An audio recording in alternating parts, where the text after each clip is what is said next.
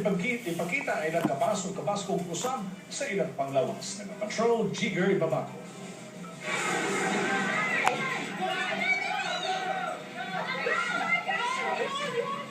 Tapos gani og dagan kini mga bata nga nag-edad sa 7 ngadto sa 15 anyos. 200 metros kuno sa katuyukan sa track sa Pilay Sports Complex ang ilang daganan.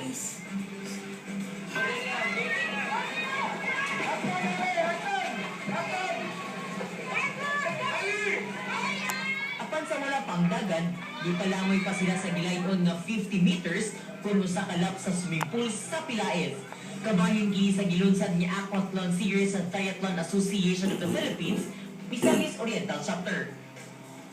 We choose the kids nga triathlon because karon ang atong national mga players nato sa national team nato tanan dagko na pero elites wala pa tay mga grassroots so we have to start din sa grassroots kay other countries years ago pa nag-start na sila sa grassroots. Gawas sa taga Cagayan de Oro, duna sa mga partisipante gikan sa Davao, Iligan ug Bukidnon. Okay, it's nice, it's fun, and it's good for your body. Experience lang. To have fun. Para makamedal. Well, for kids at this young age, we encourage them, of course, entry level is aquathlon. It's easy for them to do swim and run. So, and of course, giving them medals like this, shirts, yan, which definitely encourage them to do more motivation, yes. Mga ginikanan na may puwas ang suporta sa pagkahilig ni Ini sa sports sa ilang anak.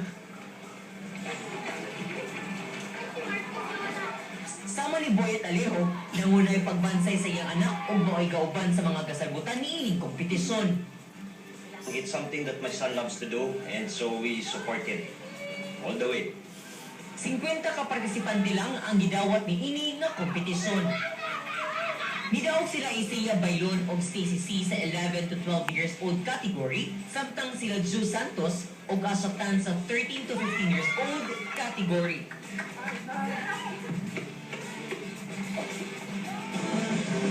Og mo ganito ang mga balitang impormasyon kami yung patrol sa Northern Mindanao. Dapig sa kamaturan, dapig sa karawan. Ang tulugma, may gabi na may gunong Diyos.